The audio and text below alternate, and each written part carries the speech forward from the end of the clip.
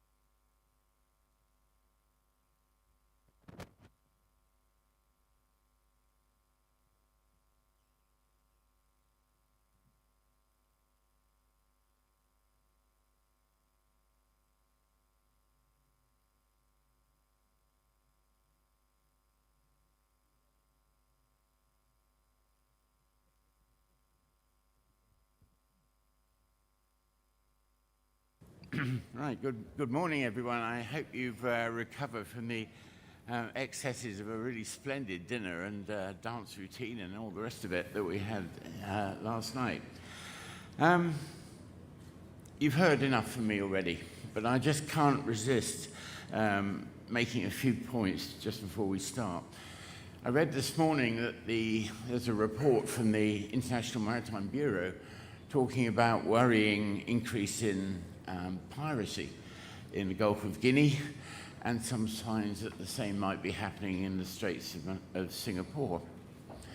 On top of that, there's apparently a dark tanker stuffed with Russian oil that nobody quite knows who owns, adrift in waters just off Indonesia. And also this morning, there's been a report showing that the nitrogen oxide emissions from even modern merchant ships is a lot higher than anybody thought. I'm sure there's other stuff as well that's come out this morning, but it shows just how topical maritime security actually is, and also how very diverse. I mean, it operates at three different levels. There's safety, where you're dealing with inanimate threats like pandemics and climate change and things like that. There's maritime security proper, where we're dealing with maritime crime and in some cases negligence at sea and that kind of thing. And then there's the top level, defense, where you're defending maritime interests against potentially hostile countries. Now, of course, we're not dealing with that last one, but we are dealing with the first two. But even when you just narrow it down to something like piracy, it gets very complicated, because there's no single solution to a problem like that, because it's diverse. It takes different forms in different places. Piracy in the Gulf of Guinea takes a different form from piracy in the Straits of Malacca, which suggests that what we're talking about is important, it's topical, and it's difficult. So with that injunction in mind, I'm going to invite the speakers to talk for 20 minutes each on their particular subjects. And since you've got their bios already in your papers, I'm not going to introduce them at any great length. So to save time, I suggest we go straight into topic number one, the nexus of climate change and maritime security in Sri Lanka, implications for island states in the Indian Ocean area. So, thank you. Rear Admiral.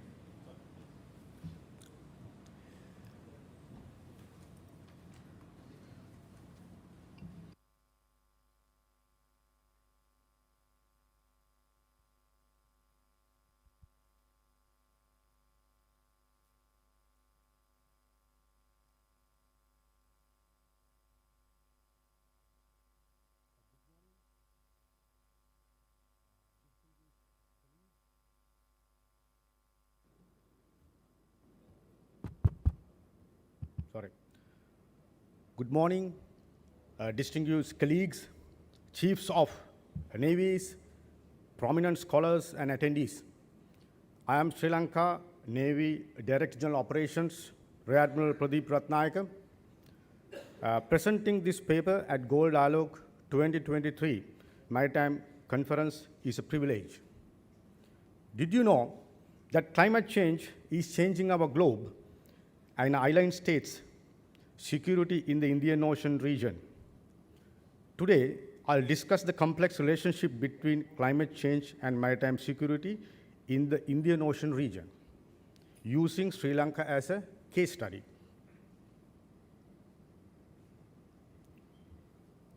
Today, we will examine climate change's impact on maritime security, including risks, problems, Sri Lanka's experiences, and solution for a more resilient future.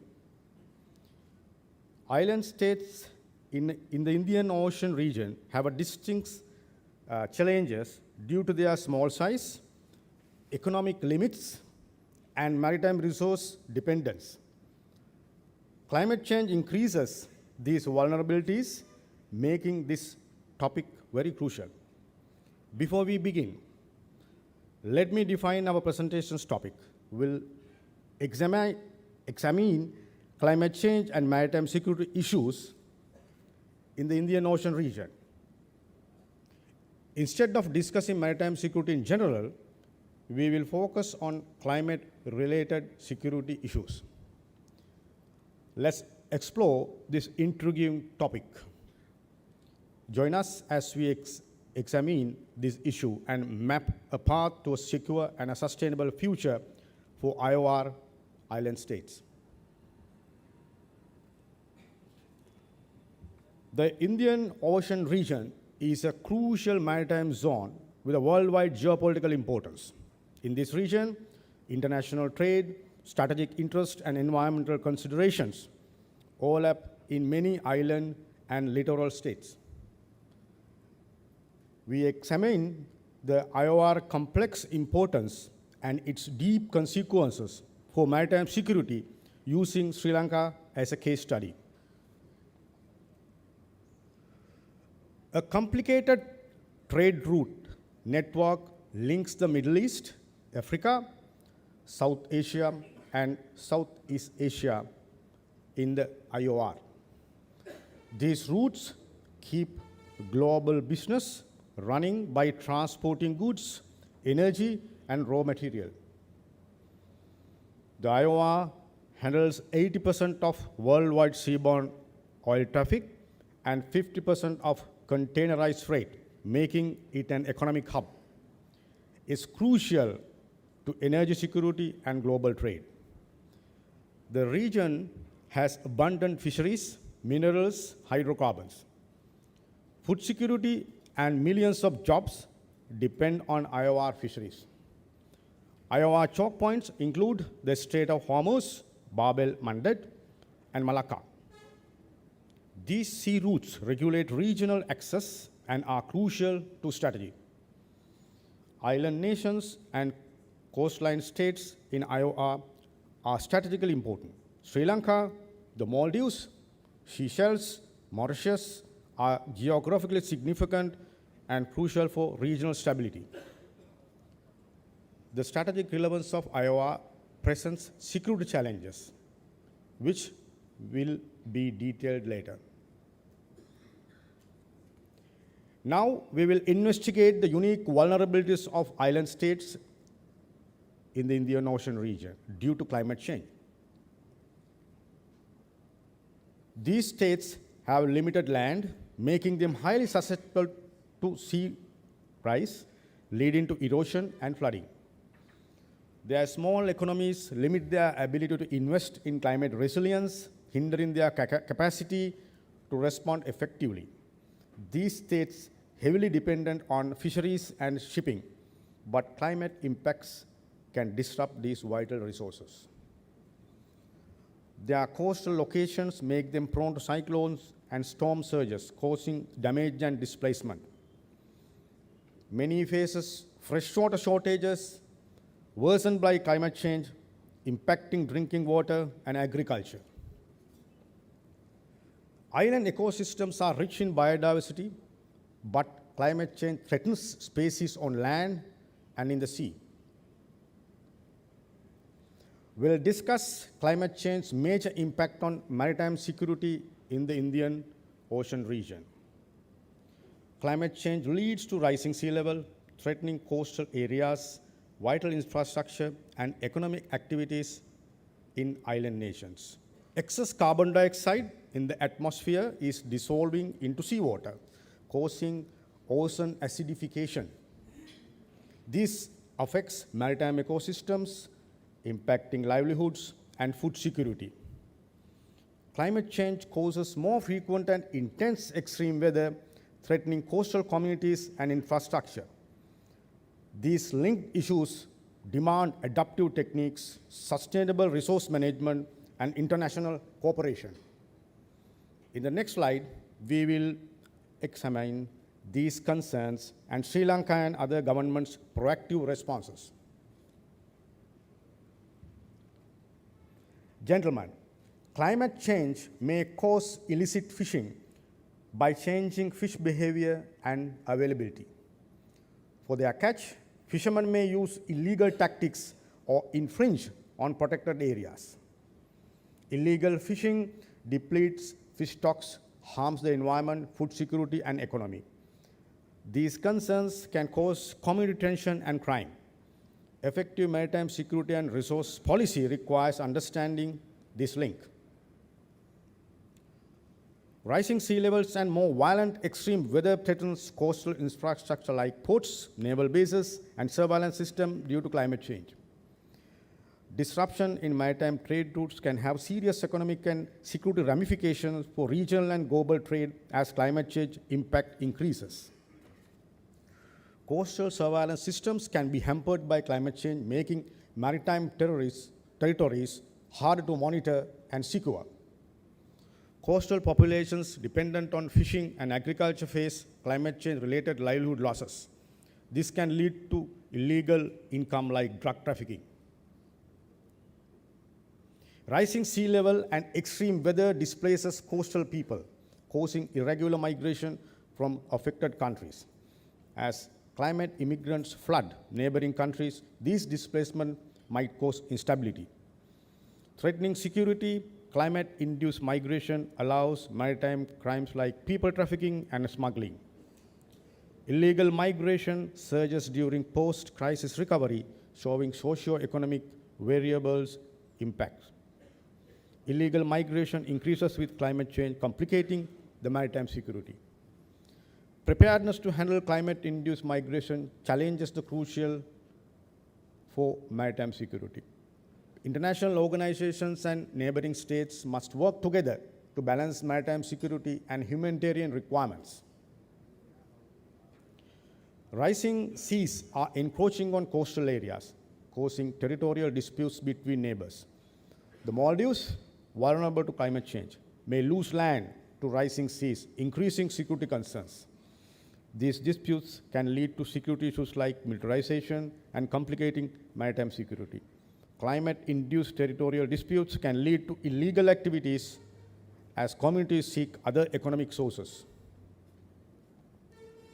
Ladies and gentlemen, coastal communities here engaged in trade and navigation centuries ago, showcasing advanced shipbuilding and navigational skills. Sri Lanka was a crucial link in the maritime Silk Road, connecting cultures from east to west. Portuguese, Dutch, British colonial periods left a lasting importance on governance, infrastructure, and trade. Our strategic location on global shipping routes with ports like Colombo and Trincomalee has been instrumental in international trade.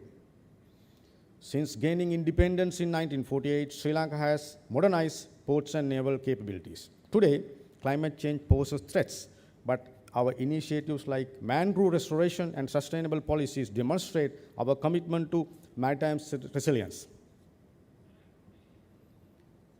Sri Lanka's coastal areas face increasing sea levels, endangering infrastructure like ports and naval bases. Cyclones and intense monsoon rains have caused flooding, landslides, and considerable damage in recent years. Altered rainfall patterns and rising temperature affects agriculture, impacting livelihood and food security. Warming ocean causes coral bleaching, affecting tourism, a major contributor to GDP. Climate change poses health risks through heat waves and changing disease patterns. Rising sea levels displaces coastal communities, leading to social tension and conflicts. Honorable President Ranil Wickremesinghe highlighted the prediction that Sri Lanka could lose 1.5% of GDP by 2050 due to climate-related issues. These impacts emphasizes the need for holistic strategies, which we will explore shortly. Let's take a closer look at Sri Lanka's climate action efforts. Sri Lanka's 2022 Climate Prosperity Plan promotes green growth and renewable energy. It addresses environmental and economic issues. Sri Lanka collaborates globally through the Climate Justice Forum to solve climate concerns and promote resource fairness. This program helps mitigate global climate change. It promotes sustainability and conservation. Sri Lanka addresses climate change and maritime security. The National Defense Policy also guides maritime security. In this segment of our presentation, we will highlight the Sri Lanka Navy's extraordinary responses to climate change and maritime security issues. Our preemptive operations demonstrate the strong awareness of Sri Lanka's maritime threats. Sri Lanka Navy has addressed climate change and maritime security issues proactively. As shown, the Sri Lanka Navy has expanded beyond coastal waterways into high seas. This proactive strategy has improved maritime security in the region. This strategy has greatly increased illicit activity, detection, and apprehensions. In 321 interceptions, Sri Lanka Navy has seized 3,867 kilograms of heroin. We also confiscated 1,072 kilograms of ice in 162 cases, among other drugs. These operations disrupted drug trafficking networks and showed Sri Lanka's dedication to fighting transnational maritime crimes. These proactive patrols and surveillance have shown the Sri Lanka Navy's agility and adaptability in addressing climate change and maritime security challenges.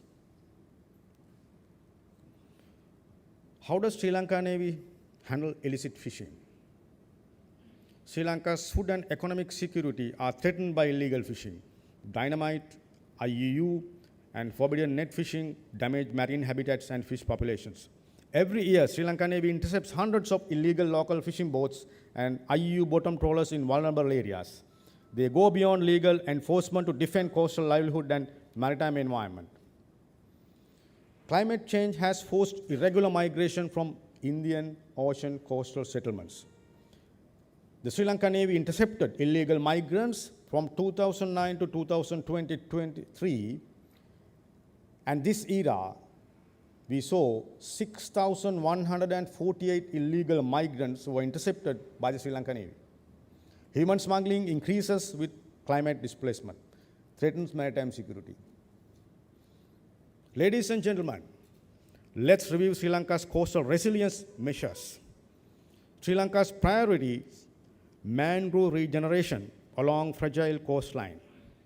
Coastal woodlands are magnificent and fight climate change. How?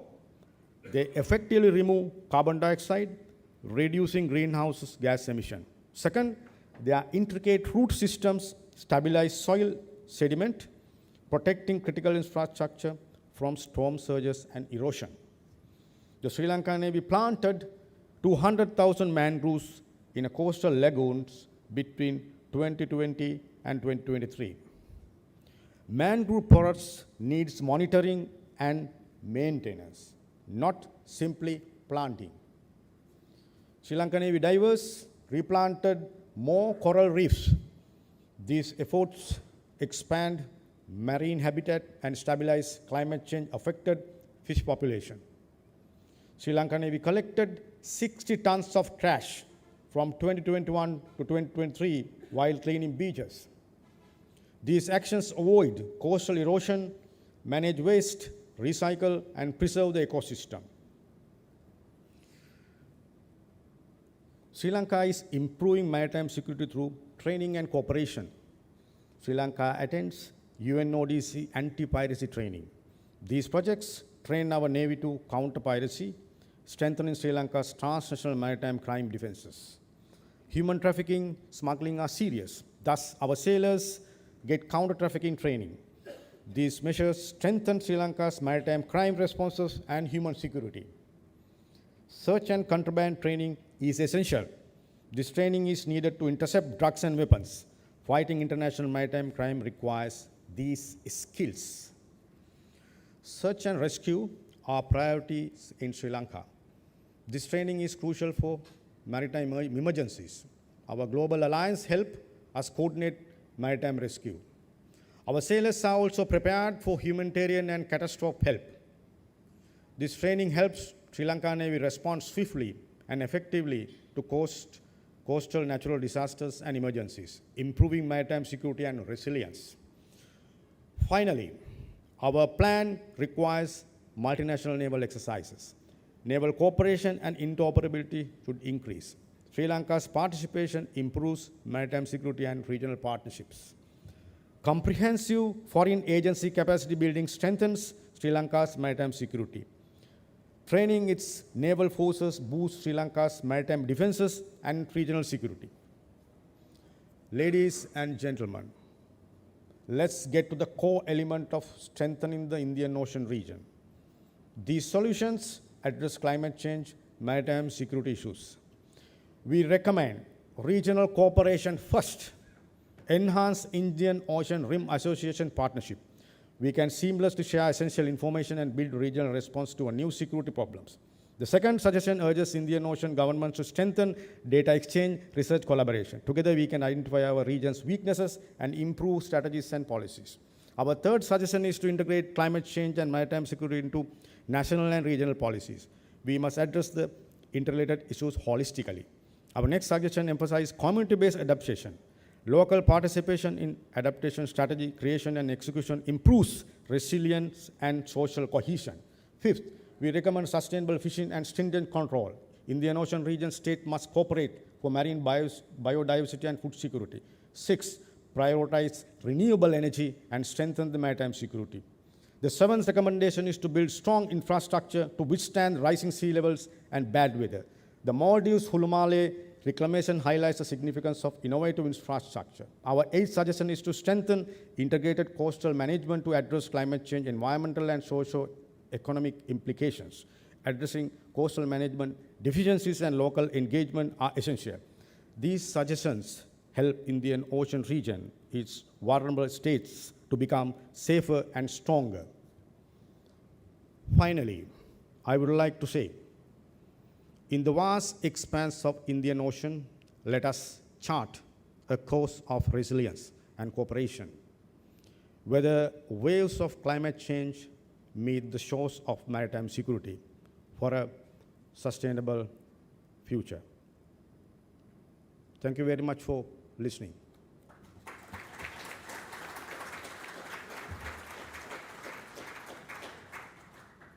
Thank you very much, Admiral, for a splendidly comprehensive review. Many thanks.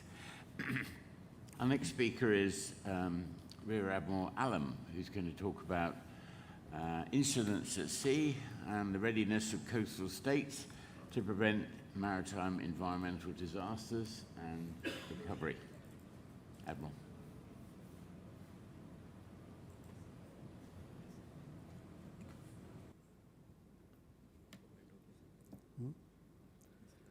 This one, okay. Thank you. Good morning, respected moderator, Professor Geoffrey, who was my teacher in Greenwich in 1982, and the commander of the Sri Lanka Navy, chiefs of the other navies, admirals, other senior officials of the Sri Lankan Navy and navies from all other countries present here today, Excellencies, ladies and gentlemen. Good morning to you all and welcome to my presentations today at Incidents at Sea, the Readiness of Coastal States to Prevent Maritime Environmental Disasters and Post-Recovery. Well, this is one of the probably common topics, but topics relates to an area where yesterday we discussed about the global commons. You know, in most of the global commons, nobody looks after what is happening, and the sea is not an exception. 71% of the earth is water, and there the managing the environmental disasters is definitely a difficult task. If we can look at this slide, even in the sky, where it is a global commons also, there are more than 500,000 satellites are roaming around, and nobody knows when the junk will come down and how it's going to affect the earth itself. The sea actually contains the 97% of the water of the world, and it also produces 50 to 80% of the oxygen. It captures 30 to 70% of the carbon dioxide globally, and also absorbs 90% of the heat. It says without the sea, life on earth would cease to exist. So that means sea is, no doubt, is very important to us, but lest we realize that in the very beginning. The maritime environment is a complex environment here. The temperature and pressure, always temperature goes down and the pressure increases as you go down in the sea. And you know, only there are 2% of fresh water in the glaciers and 1% fresh water in the 29% of the land we have. So there is a complex, you know, interaction between the seas, oceans, and the land itself, which we need to appreciate before going into this. If you look at this one, there are 118,000 ships all over the world. You can see starting from Malacca Strait, passing through all the white dots are ships, passing near the Colombo. Some of them, of course, are going to Bangladesh as well. And then some of them are going straight, others are going to Hormuz, and from Hormuz to Bab el-Mandeb. And of course, from the Red Sea, passing through the Suez Canal, is going to the Mediterranean Sea, and then of course is onward passes to the Atlantic. So the ships actually carry almost 11 billion deadweight tonnage of cargo every year. So that's a huge amount of cargo. Without this, it would have been difficult for us to carry out this trade and commerce between and among the countries which we are doing now. And in the process, as we have seen, we carry fuel, and there are problems. There are mother vessels carrying almost 24,000 of container ships. And also, there is a ship carrying the other ships, you know. And these are probably one of the important causes of the disasters at sea. And in the past, we have seen this sort of oil spill, either because of collision, weather conditions, and others. And these are very common these days, and it also affected a lot of the sea creatures and other animals. So environmental impact of the maritime incidents. Yes, oil spills, we all know, they are very notorious, and it has affected ecology of the seas as a whole. Toxic chemicals and hazardous materials also can have long-lasting and devastating effects on the environment. The destruction of coral reefs, pollution of beaches, and the fishing industries, and also the socio-economic consequences.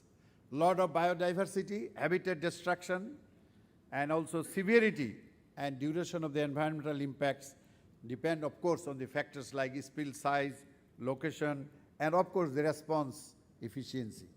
There are ships everywhere, you know. We simply can't probably avoid the ships out at sea or in the harbor or near the coastal waters, especially like country like Sri Lanka. So there is always risk, risk about the maritime safety.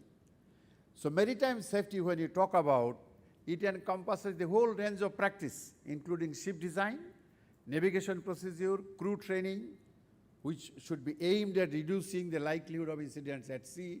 Of course, primarily the responsibility comes to flag state, who actually prepares the ship. And also the risk assessment of the potential hazards should be a continuous process, vulnerabilities, and helping to identify what safety measures we could take. ISM, International Safety Management Code, do help us in some way, but basically there are risk assessment models as well. A proactive approach to maritime safety is crucial to prevent incidents with lessons learned from the past accidents, including safety measures in inclusion. Environmental risk assessment in the maritime context evaluates the potential impacts of incidents. It considers factors like oil spill location, volume, types of pollutant, sensitivity of the environment, EIA and hazard identification risk assessment help in estimating the likelihood and consequences of environmental incidents. Environmental risk assessment guide, of course, provide development of the response plans as well. The precautionary principle, which is well known throughout the world, sometimes helps us in taking preventive measures even when scientific uncertainty exists. Coastal state needs to prepare. There is no option because you never know when this disaster will strike at your place. So you have to carry out a risk assessment and identify the potential hazards and vulnerabilities within the maritime territories you have, taking into factors of course vessel traffic, environmental sensitivity, and weather patterns, because these are all going to affect differently the different coastal countries and island states. Early warning systems, the integration of risk assessment and early warning system allows coastal states to probably identify much earlier if it works proactively. These systems are essential for timely response actions, evacuations, and resource deployment in case of the crisis we face. There are 11 threats of marine environment we must know. That is ocean dumping, land runoff, dredging, nitrogen oxide and sulfur oxide, ocean acidification, seawater level rising, and the ozone depleting substances like CFCs. And they are also going down, as you can see, when the containers are found in the bottom of the sea, which are also creating problem for all of us. Submarine cables we have discussed, yes, it can also create a problem. And this morning, the Professor Geoffrey Till also discussed about the piracy. Of course, piracy does not directly deal with the environmental disasters, but think about the tanker, a 200,000 tanker, if it is in the hands of the pirates, what can happen? Either if it is grounded or collided, then of course it can create a serious situation as we have witnessed during the Somali piracy thing. Up to June, incident report we have this year is about 82. About that very serious was only 1 and 21 serious. So that is the figure tells you that we need to prepare ourselves so that we can probably proactively think about these things. Out of these incidents, if you see the collision and grounding almost parallel, 22 or 23%. Then of course there are shipwrecks, bad weather also affects, leak, explosion, ship fault, and another important thing is fire. So all these combined, which are of course human being, if they are careful, some of it can be avoided. Sometime, even though you are careful, these things you can't really avoid, do things come into play. The maritime environmental disasters in coastal waters have more significance on the economic stability and public safety. Of course, rising maritime traffic is adding to that, and the oil spill, grounding, collisions can actually have devastating effects on the economy and the communities living in the coastal waters. So we need a comprehensive framework integrating international convention, national laws, cooperation mechanism and harmonize them with the other laws we have, especially the IMO as a regulatory foundation for maritime safety, and also UNCLOS do help us on the coastal states' rights, either as a flag state or as a coastal state or even as a port state. So those are very important ones. There are 4 pillars of the IMO, as you can see, the SOLAS, MARPOL, STCW, and MLC, Maritime Labour Convention. These actually help us because they are the 4 pillars of the International Maritime Organization, and through that we can probably try to minimize and take actions as it comes through. But even then, the disasters can happen. State parties always exercise effective jurisdiction and control over ships, either in its territory or even outside. So state parties have a responsibility. That means all of us, whether it is a coastal state or even landlocked state like Mongolia, who has one of the, the registry, open registry, where ships are also registered, although it is a landlocked country. So that means state parties to the IMO or to UNCLOS have responsibility to effectively see. So what we do, we can plan and build resilience beforehand. And when the disaster strikes, well, we have to immediately take action and respond following the disaster. And assess resilience and manage adaptability. That will tell us how we can recover from those things, There are pre-disaster phase, there is disaster phase, then post-disaster phase. What you do, these things are available, more or less all coastal countries will do that, but I'm not going in detail just to tell you because of lack of time, but I can tell you that these are the factors we in the Navy as well as in the Merchant Navy on the ports and the coastal areas, we do have pretty good idea about this, what is to be done, what time it is to be done, and how do we recover from this. So best thing is the prevention strategy, which it says, preventing disaster, The technology and innovation, they are actually crucial for prevention strategies. So we can invest money, develop advanced systems and equipment, which will help us. Remote sensing technology can also help us, drones and satellites for real-time surveillance in the maritime areas. Potential hazards, illegal discharges can help us. Automated identification system and also VTMS also help us in some of the areas.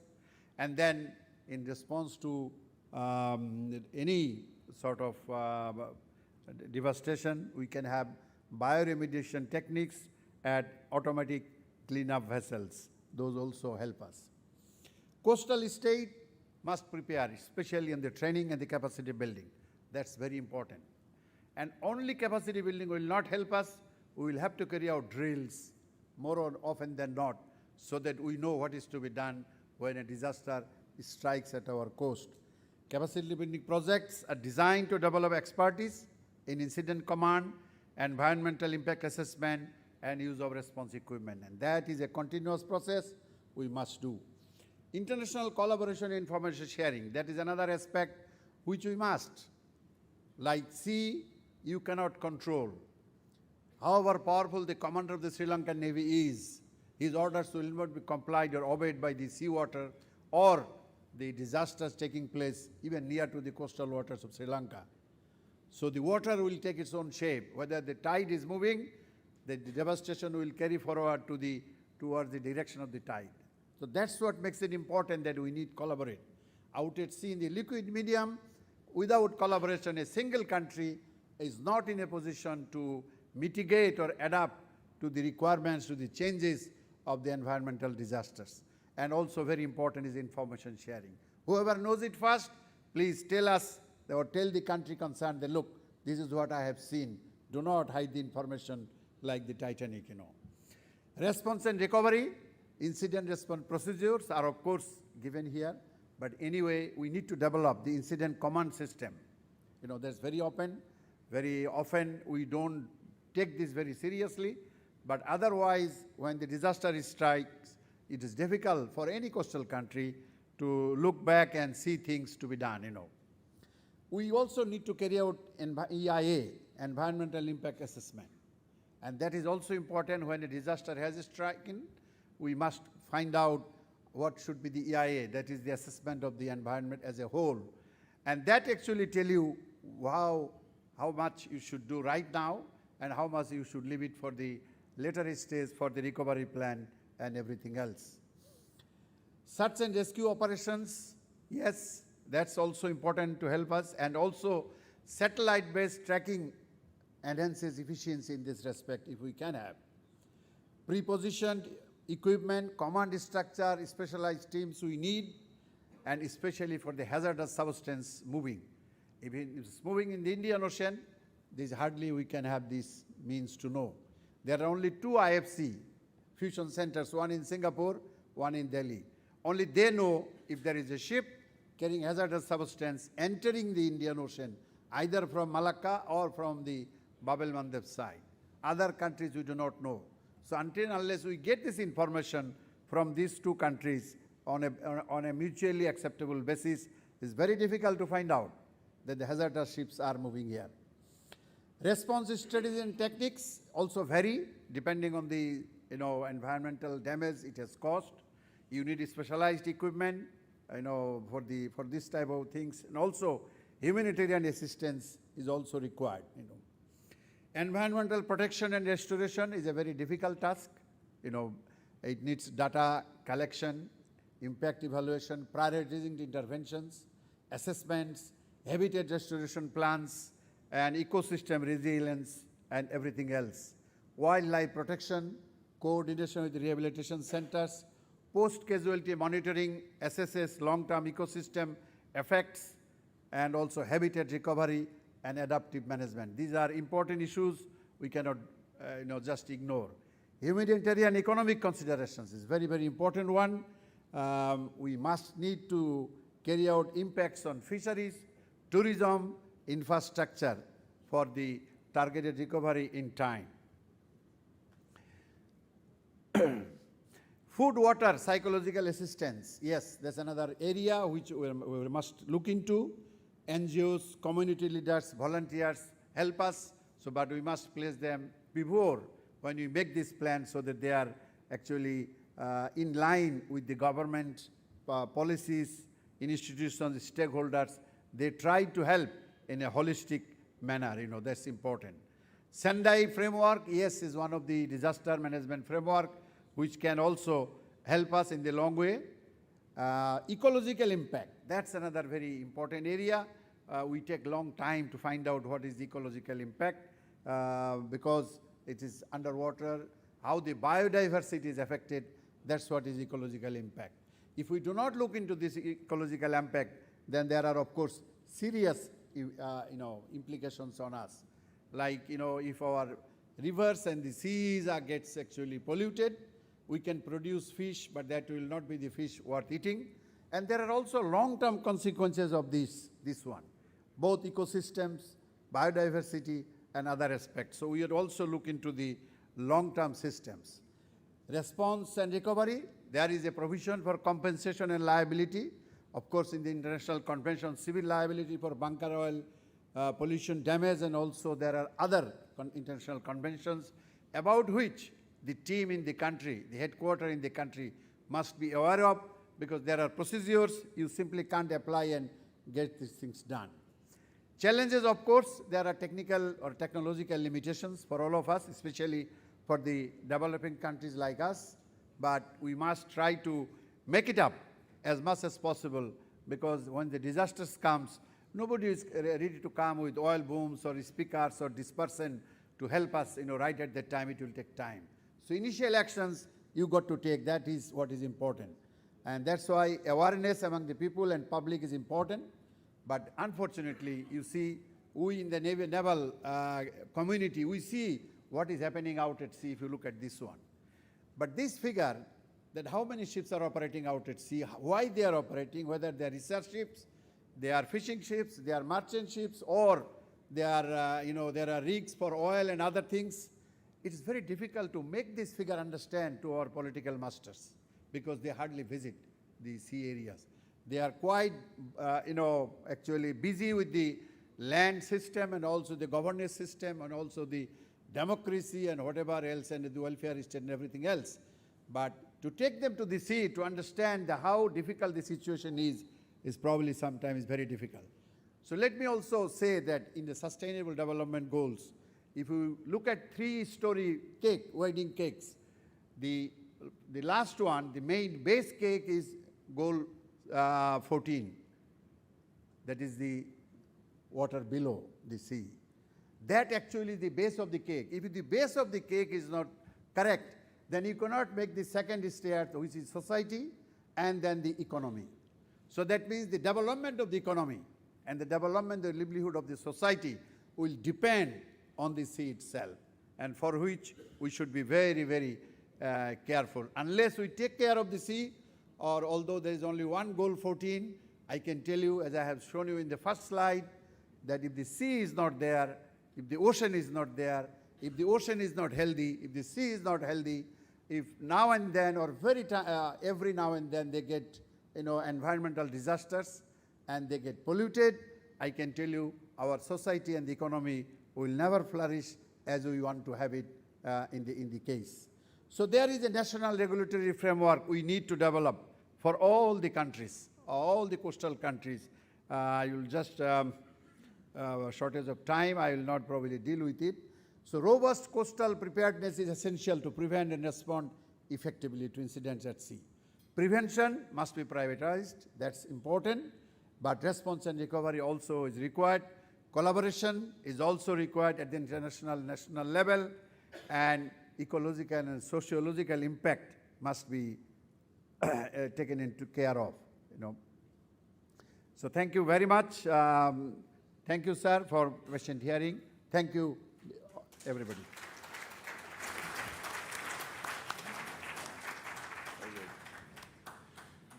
Thank you very much, Admiral. That was another very comprehensive and thought-provoking response.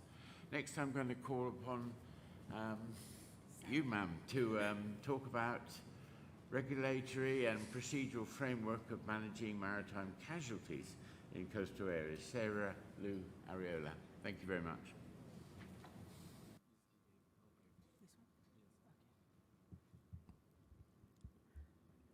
Good morning, Excellencies, ladies and gentlemen, distinguished delegates.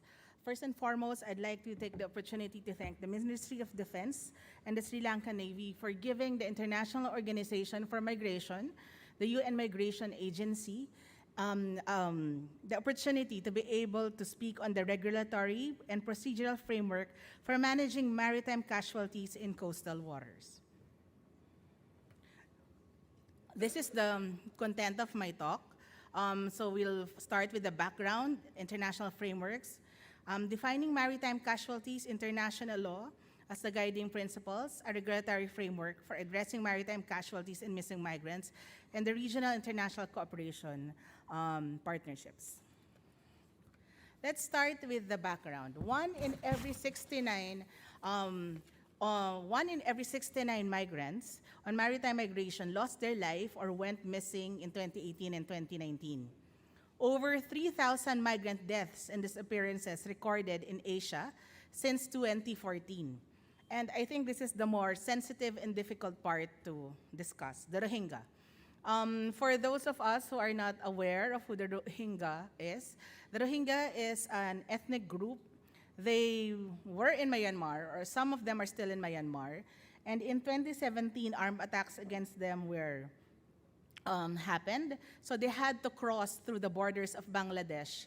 Sometimes they had to walk for days, and there's now close to 1 million Rohingya refugees that are being hosted by the government of Bangladesh. They are in Cox's Bazar, and IOM is taking care of 13 camps in Bangladesh.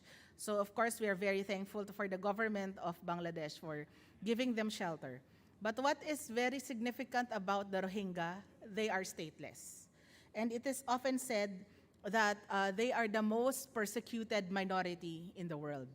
And of course, later on, we will be talking about some very uncomfortable conversations, especially on the fact that the Rohingyas have been trying to get out of Bangladesh and go to Malaysia. And oftentimes they use the help of smugglers and human traffickers to be able to get to Malaysia. And sometimes on the way, they get sidetracked and they are, they either go to Thailand or Indonesia, or sometimes there are some of them who land in Sri Lanka. What are the international frameworks and tools on maritime casualties? First is the Global Compact for Safe, Orderly, and Regular Migration, especially Objective 8, 5, 7, and 23. It's very important to reiterate that the Global Compact for Safe, Orderly, and Regular Migration, although it's a non-binding document, was adopted by 152 states in 2018. Most of your countries adopted this, and most of the countries in Asia-Pacific adopted this. Objective 5 is to enhance availability and flexibility of pathways for regular migration. Objective 7 is to address and reduce vulnerabilities in migration. And Objective 23 is for international assistance. And of course, Objective 8 really talks about the pathways. So defining maritime casualties. According to the United Nations Convention on the Law of the Sea, or UNCLOS, maritime casualty is defined as a collision of vessels, standing, or other incident of navigation or other occurrence on board a vessel or external to it, resulting in material damage or imminent threat of material damage to a vessel or cargo. So what are the risks and challenges faced by migrants? The sea journey is often long and perilous. Of course, for us, like for me, I came from Bangkok. To get here, it took almost 4 hours to get to Sri Lanka. But imagine if you ride a fishing boat trying to get to Malaysia, it's going to be weeks of journey and very perilous journey. And of course, these vessels are overcrowded and unseaworthy. The smugglers, their practices are often unscrupulous, and there are very many instances that families really use all their money, and to be able to give their children a better life, they pull that money and they let the children go to Malaysia. I think there's something that has to be also talked about the Rohingya. Most Rohingya women, they have to be the one paying the dowry when they have to get married. So since they do not have money in Cox's Bazar, and there are Rohingyas in Malaysia, they would have a deal to be able to have their future husband in Malaysia, and the future husband will be paying the smugglers to be able to bring the Rohingya woman to Malaysia. But the journey is very, very perilous. Oftentimes, the women who join these perilous journeys are also abused in the boats. Or there are instances, especially some people have mental health problems, they just jump in the waters. Or if the sea journey becomes too perilous, some of them lose it and they just jump. So the impact on families of missing migrants. They are trapped in the loss of family members. Oftentimes, when some tragedy strikes in a family, people blame each other. There are mental health problems. Of course, there's family conflict. And especially if the men are the ones joining the travel, the women are the ones who are left with all the responsibilities for the family. International law as the guiding principle. First, Article 21 of UNCLOS gives states prescriptive jurisdiction in territorial seas to regulate passage, including through laws concerning immigration, fishing, navigational safety, environmental safety, and other issues in line with Article 19. The duty of states to rescue and render assistance to migrants in distress at sea is a well-established principle of customary law. That duty is not negated or diminished based on irregular situation of persons who need to be rescued.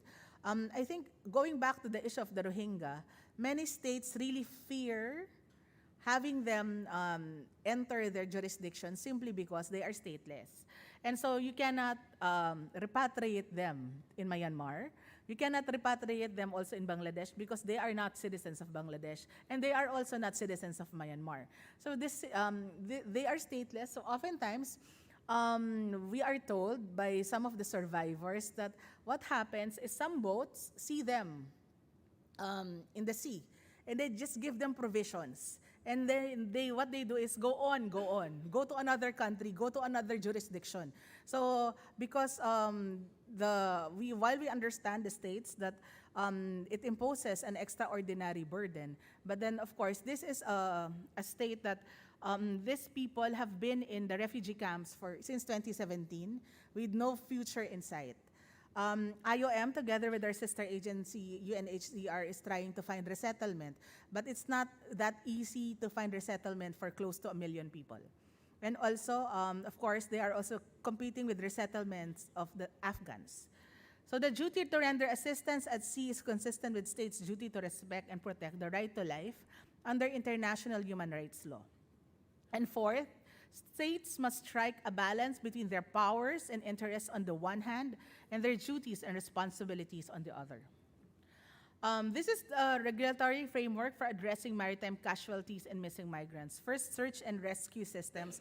I'm sure you might have encountered in CNN or BBC or Al Jazeera what happens to migrants who are, who land either in a country, of course, in different parts of the world. This is the most acrimoniously debated issue, as you can see what happened in Europe and the Mediterranean. But Asia Pacific is not free from this problem.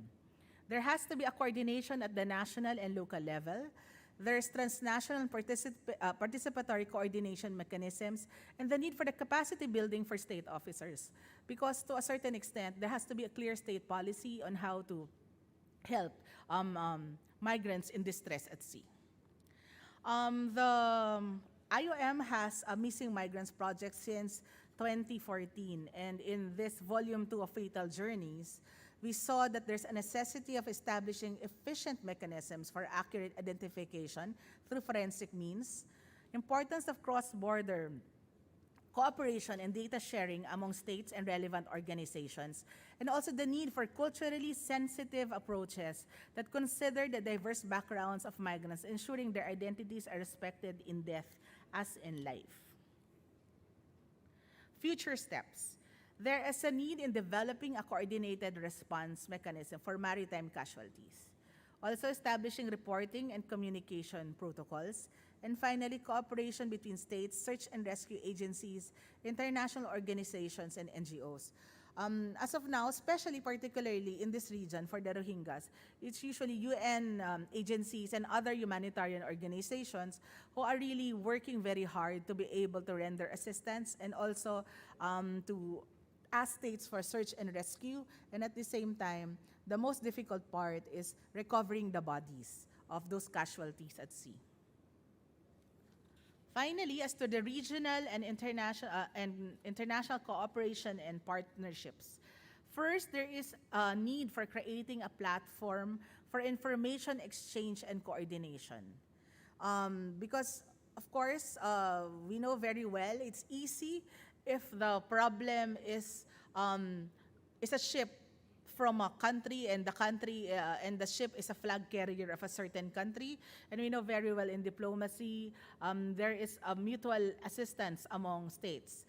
But in this case, of course, for migrants who are trying to flee persecution, or at the same time they are trying to find a better life, all countries of origin, transit, and destination should join a multi-stakeholders efforts involving both local and national actors. Voices of migrants and engagement of affected families remain central, and the need evidence-based policy making and implementation, and a joint action by state and non-state actors. Finally, there's a need for sharing best practices for humanitarian response and support, because coastal states in the region should possibly look toward countries and regional bodies enhanced maritime capabilities globally for assistance. For IOM, and together with their sister agencies in Cox's Bazar, like UNHCR and the World Food Program, this is like something that is very heavy for for humanitarian organizations in Cox's Bazar, considering the funding is getting lower, and of course, since the migrants, since the Rohingya are not allowed to also work, they are wholly dependent on aid. And this is also adding to their desperation to get out of the country. Just imagine yourself to be fleeing persecution, and you're in a country where you are confined in just a camp, where you cannot study or you cannot work, and also you don't see a future ahead of you. And that's why that desperation, and there are more and more and more boats that are leaving Bangladesh trying to go somewhere else, because for them, the journey is worth the risk to be able to find a better life. And of course, at the end of the day, we very much rely on the states, the cooperation of states, and especially the arm of the states is really their Navy. And I'd like to end this speech by a quote from George Anderson about the Navy. The Navy has both a tradition and a future, and we look with pride and confidence in both directions. So with this, ladies and gentlemen, thank you for your time and indulgence.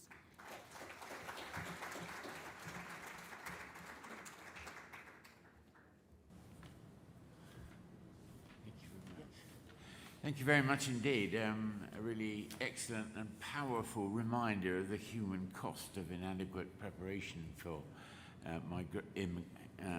migration issues and maritime security generally. So thank you very much. Lastly, I'm going to call on Admiral De Silva to talk about an issue that's often neglected and of particular interest to me in this region, more or less at any rate, with the plundering of World War II wrecks at sea and the dangers to our shared history that come about through neglect of this particular aspect of maritime security. So, Admiral, over to you. Sorry, wrong direction.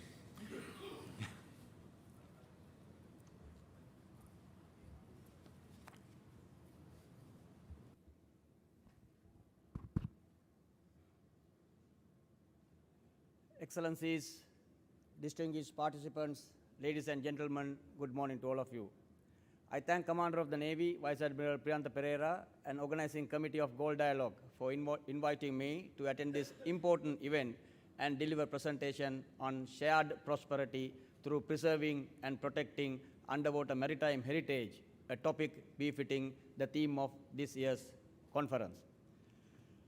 I must tell you at the outset that I am going to use a lot of images to signify the values of underwater maritime heritage.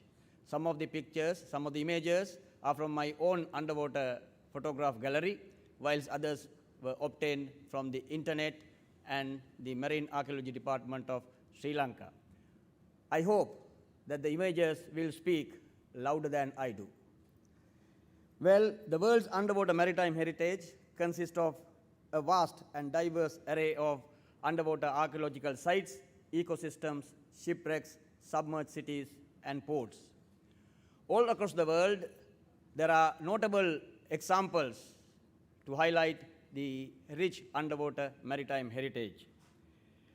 The data extracted from these sites and monuments provide informative information on a variety of subjects, including ancient civilization, proliferation of cultures, propagation of living organisms underwater, historical naval warfare, development of maritime routes for trade and diplomacy, evolution of technologies for maritime industries. Archaeologists, conservationists, environmentalists, historians, and scientists all try to preserve and protect these underwater sites and monuments for the future generation while engaging in further research on them. Shipwrecks are probably the most well-known examples of the underwater maritime heritage. These submerged ships may include galleons, cargo vessels, battleships from various historical periods, as well as underwater graveyards. Examples such as the oldest shipwreck, which is believed to be constructed in 3rd century BC, recovered of Kyrenia in Cyprus, 2,200 years old ship Dokos of Turkey, 2nd century BC ship discovered from Godavaya, Sri Lanka, late Bronze Age ship Uluvaran discovered from Mediterranean Sea, the world's best preserved ship on land, Vasa in Sweden, 16th century Royal Navy flagship Mary Ross in England, early 20th century cruise ship Titanic, and 108 years old yacht Endurance discovered from Antarctica. Rising sea levels and geological shifts due to natural disasters have caused entire landscape, including towns, cemeteries, and infrastructure to be inundated. Two noteworthy examples are the drowned Greek city of Pelvopetri and the ancient Egyptian metropolis Alexandria.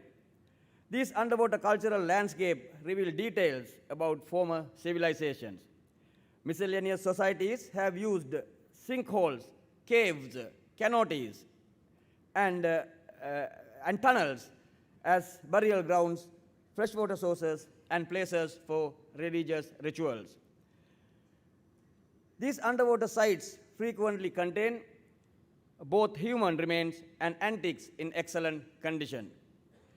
Numerous underwater locations are linked to old trade routes that use shipping to link various parts of the world, such as Silk Road and ancient Dutch trade routes. The coral reefs are one of the most important and diversified ecosystems in the world and an important aspect of life evolution on the Earth. These reefs have evolved over thousands of years, represent a distinctive ecological legacy. They serve as nurseries and breeding grounds for numerous fish species as well as housing for a vast diversity of marine animals. Since coral reefs are so diverse, they are frequently referred to as rainforests of the ocean. For thousands of years, communities on the coast and those living close to the bodies of water have relied on fish as a food supply and means of subsistence. A component of underwater legacy includes the history of fishing methods, equipment, and customs. Fish has played a key role in many different civilizations and culinary traditions throughout the world.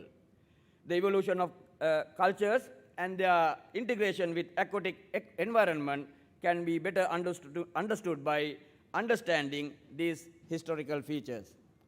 Corals, fish, and many other aquatic resources coexist with underwater sites all over the world.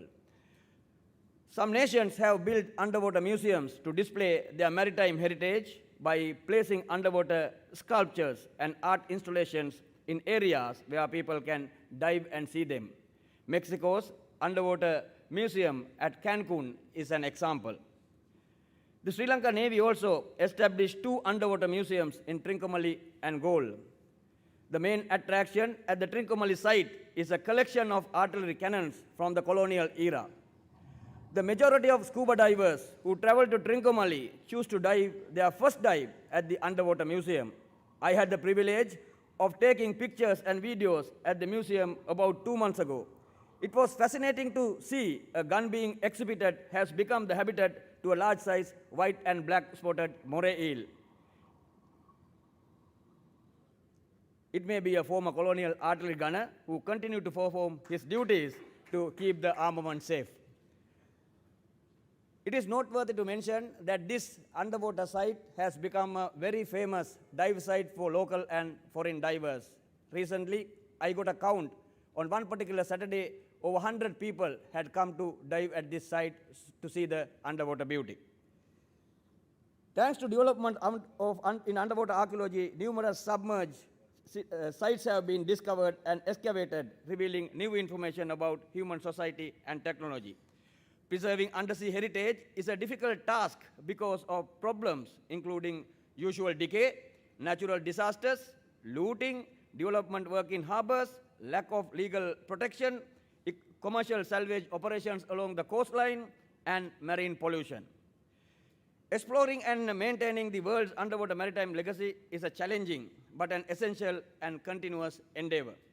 It entails the collaboration of archaeologists, historians, conservationists, and governments in order to safeguard and comprehend these priceless relics of our shared history.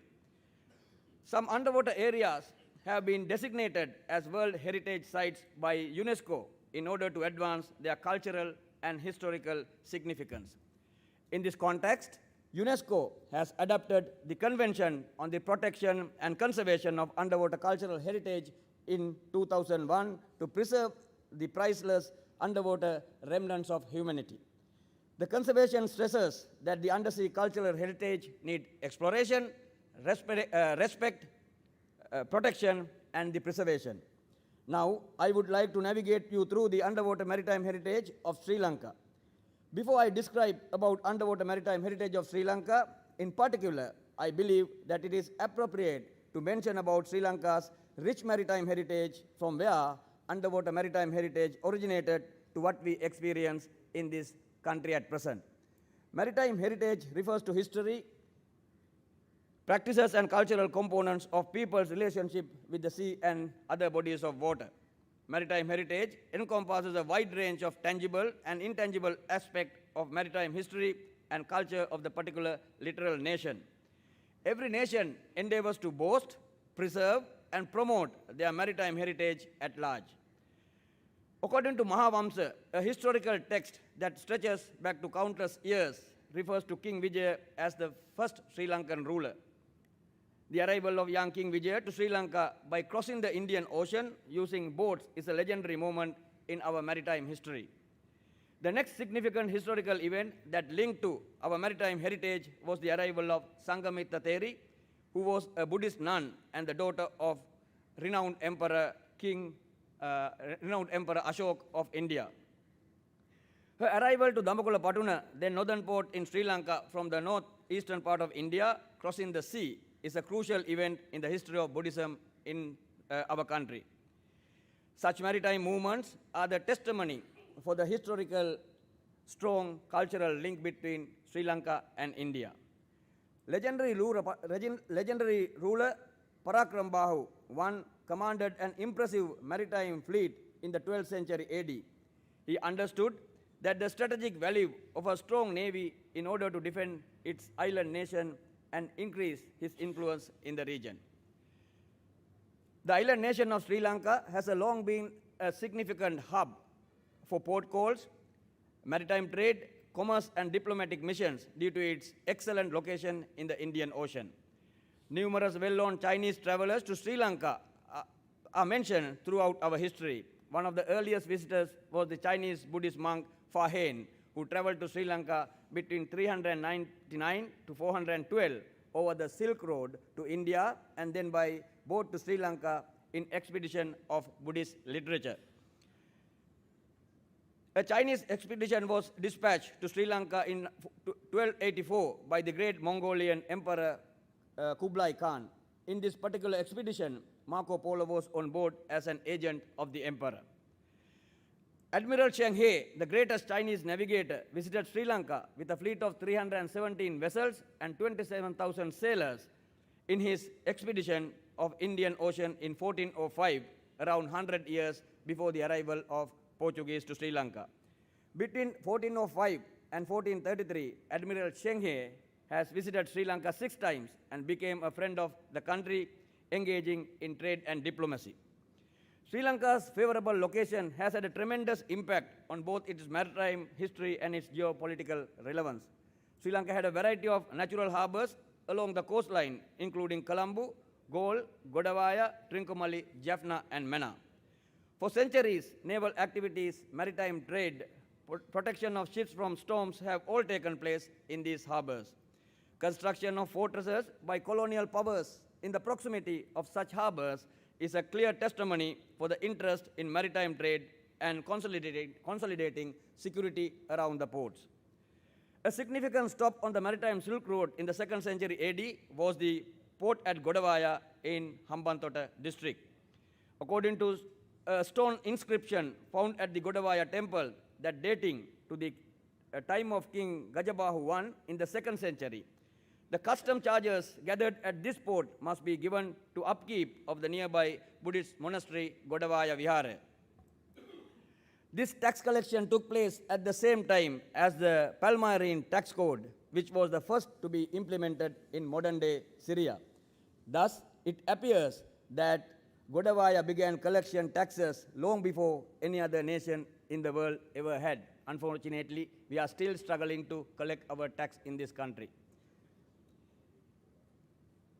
Sri Lanka has a rich undersea legacy that includes submerged archaeological sites, shipwrecks, coral reefs, and marine life. The coastal areas of Sri Lanka are known to be home to a large number of ships that have sunk throughout the history. Because of the good underwater condition, some of these wrecks are in good shape. Another indication of the island's reputation for being strategically located close to important trade routes in the Indian Ocean and its historical connection to different civilizations in terms of trade and culture are the number of shipwrecks that have been discovered over the years. There are 114 recorded shipwrecks around the country. There could be many undetected shipwrecks as well. 38 wrecks are recognized as historical shipwrecks, which are properly protected by the Navy, Coast Guard, and other law enforcement agencies. The Godavaya shipwreck was the oldest known shipwreck found in Sri Lanka. The Godavaya shipwreck is more than 2,300 years old and is thought to have sunk in the 2nd century BC. It was discovered in 2008 by 2 civilian divers engaged in conch shell collection. 26 shipwrecks can be found off Galle Harbour, including sailing vessel Avonster, which was launched in 1659. A thorough investigation of the wrecks in Galle Harbour was conducted by the Marine Archaeology section of the National Cultural Fund in partnership with UNESCO. Renowned Arthur C. Clarke, who was popular as a science fiction writer and futurist, along with 2 other sport divers, Rodney Jonklers and Mike Wilson, unexpectedly found the silver coin wreck close to the Great Bass's Lighthouse in the early 1960s. Another shipwreck essential to be mentioned is HMS Hermes, a Royal Navy aircraft carrier that served during World War I and World War II. This vessel now is resting on the seabed at a depth of 58 meters off Batticaloa in the eastern part of Sri Lanka. Furthermore, the wrecks such as MV Tricolour, MV Conch, SS Perissus, Clark's Barge, MV Peacher, British Sergeant, SS Sai Rangoon, and Tug Nilagiri, etc. are really good dive sites with ample marine biodiversity that benefit both fishery and tourism industry in the country. Sri Lanka is renowned for its coral reef. This submerged history has been present in Sri Lanka for a very long time. Coral reefs are extremely significant ecosystems that have helped both the environment and human societies in Sri Lanka in a variety of ways. For thousands of years, human settlements and the coral reefs surrounding Sri Lanka have coexisted. They have consistently provided resources for tourism, coastal defense, economic development, and food production of the country. Unfortunately, due to natural and human action, most of the famous coral reefs do not exist as they did before. While some of the coral reefs are diminishing, I'm happy to mention that new coral reefs are emerging. The coral reef emerging at Port City Breakwater, and the coral reefs already emerged around the country in the eastern and the northwestern part of the country are some of the examples. Boat construction has a long history in Sri Lanka, both inland and along the shore. A 30-feet long boat recovered from Kuru River in Rathnapura has revealed that boat construction skill in Sri Lanka dates back to 2nd century AD. Wooden fishing boats and catamaran have been constructed by skilled craftsmen for decades. Evidence of rich maritime heritage of Sri Lanka can be observed by visiting the Maritime Museum located in Trincomalee, Galle, Colombo, and Naval Dockyard, Trincomalee. These museums house a number of exhibits to demonstrate our long-spanning underwater maritime heritage. Whether in Sri Lanka or anywhere else in the world, several steps are to be taken to preserve and protect the underwater maritime heritage. These steps include lawmaking and regulation, inventory and documentation, protection and conservation, education and public awareness, research and collaboration, preservation of items, public access and tourism, monitoring and enforcement, international collaboration, finally, the funding and resources, that is the most important aspect. The underwater maritime legacy I have described thus far is a wealth that may be strategically shared for economic development and progress that benefit all members of a society rather than just a select few. Proper utilization of such wealth can underpin living standards of the community while making sure that everyone has access to opportunities in order to minimize income and wealth disparities. A combination of economic, social, and political action is needed to achieve shared prosperity, which is a difficult and complex process. I had the privilege of diving at this particular dive site in Malta about 4 months ago. This dive site is called P29 REC, which is recently new. I'm happy to mention that the person who initiated the action of deliberately sinking this vessel after its service at this particular location is here with us. He's Mr. Martin Cauchi, who was the former Maltese Navy commander. So he has taken the initiative to sink this vessel at this location. So he gave me the opportunity to go there and dive at the site. So this site is located about 35 meters down the surface. And interestingly, at the bottom of the wreck, the temperature is about 12 to 15 degrees Celsius. So anyone diving there must wear either dry suit or the wet suit to enjoy the underwater beauty. Otherwise, the cold is so severe that diving cannot be carried out. So interestingly, so the location is so crowded to take an underwater picture. You know, everyone today in this, the trend is to take a picture and, you know, send to friends through Facebook or whatever the social media application that they have. So everyone there is trying to take a picture while holding the gun. I had to stay about 10 to 15 minutes underwater to get the opportunity, spending my valuable bottom time for this purpose. But it is interesting that people line up to take the picture underwater. So after completing the dive, I had the opportunity to stay at one place and count number of people coming out of the water within a period of 2 hours. Believe me, I counted 125 divers coming out of the location. So that indicates the importance of keeping or preserving an underwater heritage for the benefit of people for recreational purpose and education purpose. And I met a couple while coming out of the water and had the opportunity to have an impromptu discussion with them. So incidentally, the gentleman in this picture is 73 years old, and his partner is 65 years old. So there is no barrier, age barrier, to enjoy the underwater beauty. So they have been happily coming to this place frequently to see the underwater beauty. Right, then there are tens of thousands of divers who like devoting time and money to explore the beauty and treasures of the oceans. They like touring the world in their free time and discovering new diving experiences, provided the underwater maritime heritage of those countries is made accessible for dive. Governments of respective countries must provide the facilities these divers require while also generating economic benefit. There are many substantial benefits for society, economies, and the environment from promoting shared prosperity through the preservation and protection of undersea maritime heritage. Nevertheless, it is a difficult and time-consuming task that typically requires combination of international cooperation,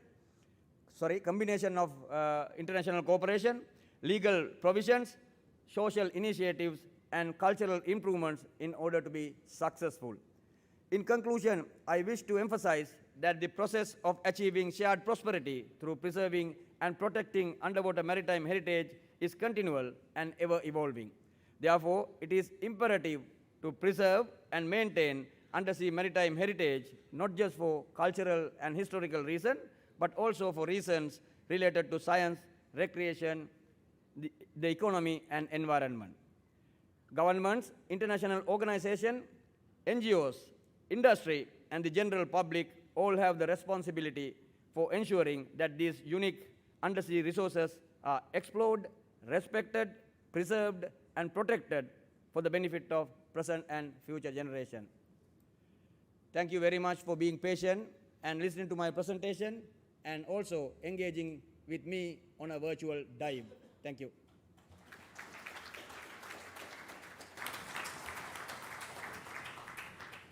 Thank you very much indeed. Some remarkable pictures, I think, in that presentation, so thank you. I must confess to a personal interest in it too, because one of the wrecks you mentioned, HMS Hermes, my father served on that, so yeah, really interesting.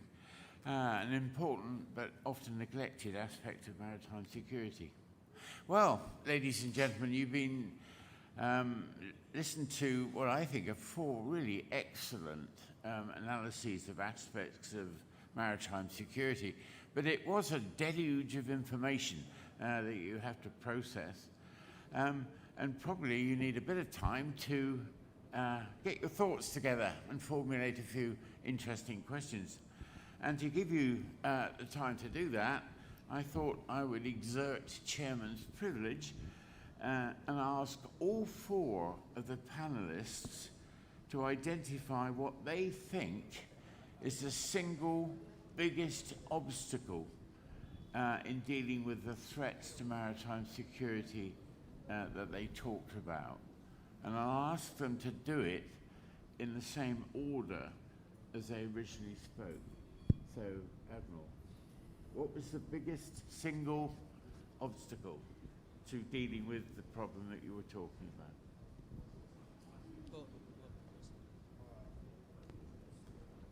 Thank you for the question, sir. I think the single biggest problem for the topic that I was talking about, as per my understanding, is the finance.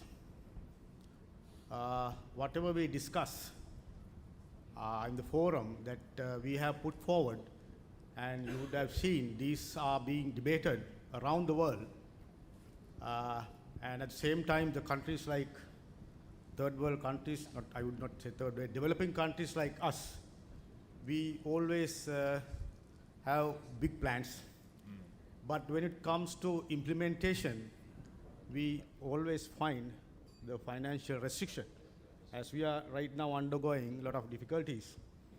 Even though I put out certain suggestions for the region to implement, it's extremely difficult because of the finance. So who is going to take the lead? So that is what I think is the most single challenge today. Thank you very much. That's an interesting point. Who's going to take the lead? Who's going to pay for it? Admiral. Thank you, sir. Well, I would think that, the connect of the maritime domain awareness between the naval requirement or what is happening at sea, and that with the politicians or the decision maker is the main problem of the sea. If we can connect these 2 groups, the statesmen, the policymakers of a country, with the maritime domain awareness, then of course much of the problem, I would say, that would be resolved in a much better way than what we are in, sir. Thank you, sir. Ma'am. Okay, thank you, sir. While the duty of states to rescue and render assistance to migrants in distress at sea is a well-established principle of customary law, this becomes a challenge, especially when the migrants in distress at sea are stateless or in an irregular status. That's why it's very difficult to prevent casualties at sea.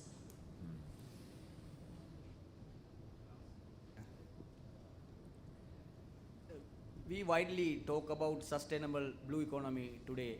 In many of the forums I have attended, blue economy is a topic to be discussed. So the topic that I presented today is also related to blue economy. It's actually a niche market in blue economy. So having visited Malta, even before that, I came up with a concept of development of tourism in Sri Lanka through scuba diving. And I prepared a concept paper and submitted it to the government about, now it is 10 months old. So about 10 months ago, and having reminded them number of times, I am still waiting to, implement it. So that is the situation. So I believe that the support of the government is the most important, government officials is the most important aspect in going ahead. And these are the challenges that we have. Thank you. Thank you very much. Good. Okay, right. Well, over to you, please, for challenging questions. And can I remind you of the procedure?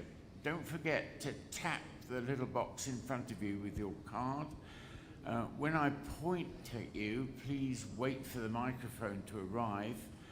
And then also, please identify yourself so we all know what particular axe you might be grinding.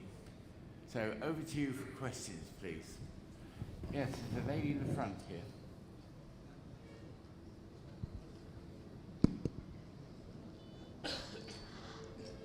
Medhati Alvis, attorney at law.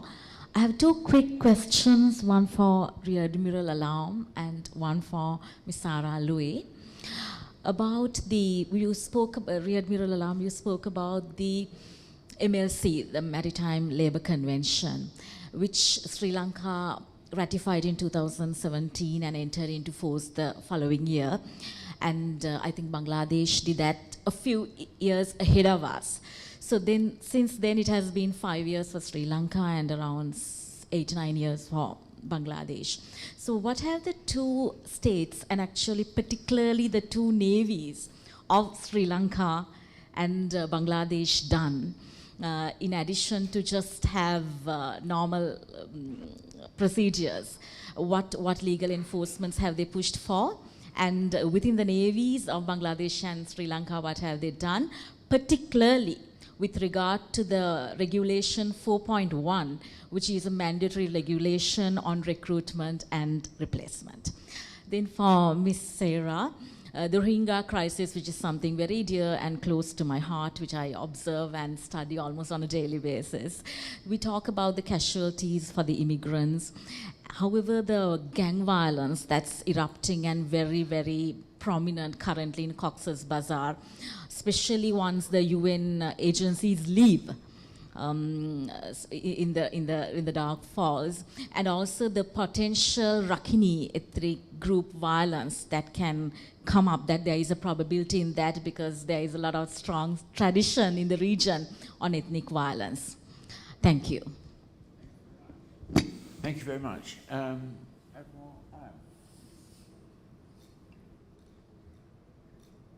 Thank you. Thank you very much for the very important question. Yes, we have ratified the Maritime Labour Convention a little bit earlier, and we have also made the rules.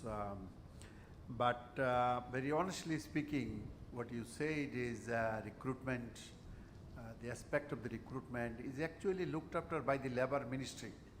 So that's the problem. Either it is by the Labour Ministry, sometimes it is also done by the Director General of Shipping. So Navy as a whole probably can't participate in a policy making level, in our sort of scenario. Yes, if they are given some responsibility to implement some of the aspects, whether the ships are actually following it or not, then of course they come into play, especially for the disasters, the flag state rule, the coastal state, if somebody is spilling oil and everything, Navy comes into play, or unauthorized fishing, this and that. But on the Maritime Labour Convention, the provisions are such that right now it's very difficult for the naval people as a whole to come into exercise some sort of control over the recruitment or even some sort of say over the control, because it is at the ministerial level it has been done and it is being also implemented by them. I hope that answers. Thank you. Okay, thank you very much, Madam, for that question. Of course, IOM and of course the rest of the United Nations is not denying that there are problems inside the camps. In any camp that you have close to 1 million people, there will always be problems. And I think the fact that they've been there since 2017 and they're not allowed to work, they're not allowed to study, and with no hope in sight, it's easily really to have some gangs. And I think in our conversations with them, I went to Cox's Bazar. One of the reasons also that's why people want to leave is because there are gangs inside. So they want to find, to live a more comfortable and a peaceful life outside. And that is something that we see. And in fact, that is a very big cause of concern. Nevertheless, the fact remains that they are stateless. And they are the most vulnerable migrants of all. I mean, being irregular is one thing, but being stateless, because there's no state that has the responsibility to protect and to ensure where you are going to return. It's true that there's ethnic violence. As everybody knows, that there is a very complex problem in Myanmar, and most of the Rohingyas come from the Rakhine state, and of course there is an Arakan army. But it does not mean that the Rohingyas are part of that army. They are, most of them are civilians who just want to live a normal life. And this aggravates the situation in the camps. The UN, of course, is trying to find a durable solution to be able to find a solution to this humanitarian crisis of this magnitude that we are facing, because it's the biggest refugee camp in the world. However, it remains that we have to depend on the generosity of states when it comes to stateless individuals. Thank you. May I add something, if you allow? Thank you. Thank you. If I may take on, because I have been dealing with this issue since 2015. You see, there are 1.1 million Rohingya refugees living in a very small area, compact area. You see, the problem is the Myanmar as a state has been fighting with insurgency since its creation, 1948. There are 20 different insurgent groups who are fighting the Myanmar government. They were never at peace either within themselves or with their neighbors. These Rohingyas have not come for the first time in Bangladesh. They came first time in 1978. Of course, they took them back. In 91, they again came 250,000. They took them back. But this time is most whole of the community, the 1.1 million are there. So we have signed a bilateral agreement with them so that we can send them back. But the international community, especially UNHCR, tells us that they must go honorably in a dignified way, and also must have enough safety and security on the other side. And that guarantee is not being given by the Myanmar. Rather, as the IOM has said, the Rakhine army, they are fighting with the Myanmar army, and Rakhine is the place where the Rohingyas live. And Myanmar army has a proxy army called ARSA, Arakan, ARSA. So they are actually coming in and creating problem within the Rohingya camps. Whoever among the Rohingyas are very loud about the problems in Myanmar, they are being killed, like Mr. Muhibullah. He was killed in broad daylight by the ARSA, which is a proxy of the Myanmar army. Now it's a porous border, we simply can't do it, and also Myanmar is producing a lot of drugs. These drugs has become a big business for either for the Rohingyas or for others, and they are also coming into the camps. We can't really hold it.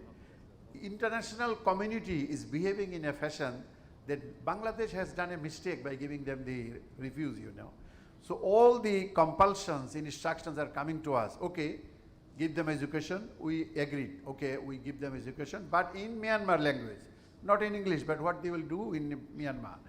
Now they have come up that, okay, give them vocational training. We are also giving them vocational training. But if you look at the international community as a whole, they are business as usual with Myanmar, Everybody is doing normal business. America has given some sanctions.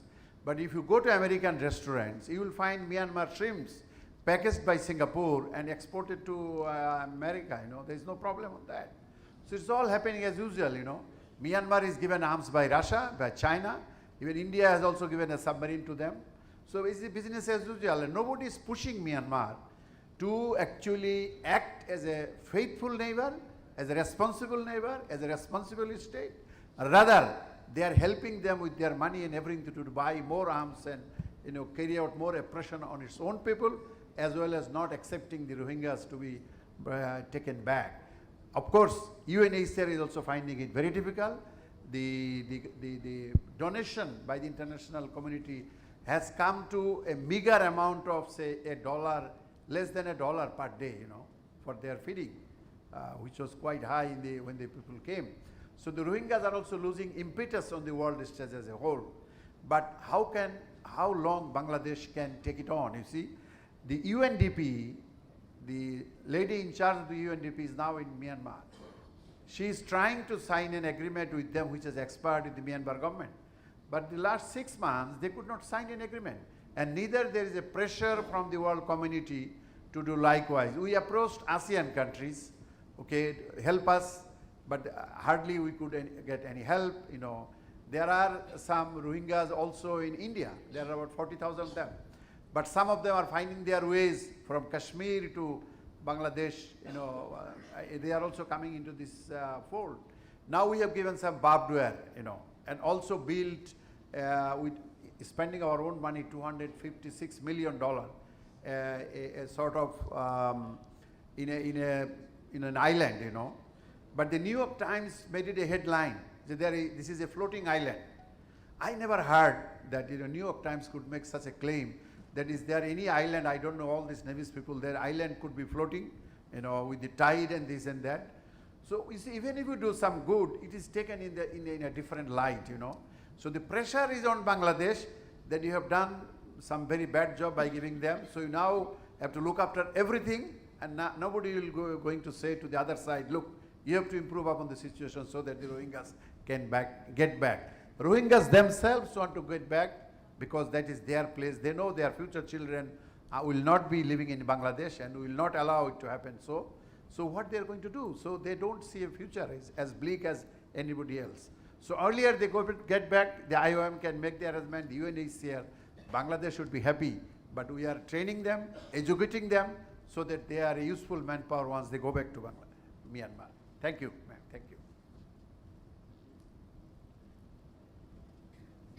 Actually, of course, thank you very much, Admiral. This is a very complex situation, even in ASEAN, and that's because there's a 5-point consensus now with Myanmar. But of course, Myanmar is still not allowed to go on the political dialogues, but only on the technical level. We don't know how long this will take, and of course we thank the generosity of Bangladesh for taking on like 1.1 million individuals, but there has to be a durable solution. But on the part of IOM, we also would there has to be burden sharing, because there's not only one country that can take on this responsibility. And also we of course plea for the generosity of the navies of the different countries when they see these boats like at sea. And because we know very well that the people are desperate, and sometimes people see that it's either, they have to go through the most perilous journeys just to be able to find hope. And what are these smugglers selling? They're selling hope. So even if they know a 1% chance of making it to another country thinking that it's going to be better, they take that risk, and they risk their lives to do that. Thank you. Thank you very much. A really useful and important reminder that a problem in one country can easily leach through to have implications for the rest of the region, as is happening in Southeast Asia, not least through the fact that these problems are all interconnected. We've seen connections with drugs trade, connections with exploitation of the people who remain, etc. But there are political sensitivities in dealing with this sort of thing, and which make it difficult to deal with it collectively. And it may well be that our next questioner might have something to say about that as well. First Admiral Dr. Tap Leong from Malaysia, I think, wants to ask a question. Good morning, sir. My name is First Admiral Dr. Tay from Malaysia. And thank you for all the presenters for sharing your thoughts. My first question is going to this Admiral Priya, sir. This is regarding to protection of the shipwreck, especially the heritage warships. We do have experience of HMS Repulse and Prince of Wales in Kuantan area, which was be reported been routed by some marines or whatever, try to take the metal out from the sea. Is there any way we can, I don't find any law to protect or to prevent these routings happening. Is there anything that you can share with us on this? Secondly is to Admiral Alam. This is regarding the, what we call it, fusion center or monitoring of ships moving around. The ship have been told under the IMO to put on AIS. The challenge is that if the ship's following the order to switch it on or activate the system, if not, is there anything we can do to forcefully or so-called ask them to do it by law or to make sure that they switch on because they can just simply switch off the system. Thank you, sir. Thank you very much. First of all, a question on the protection of wrecks.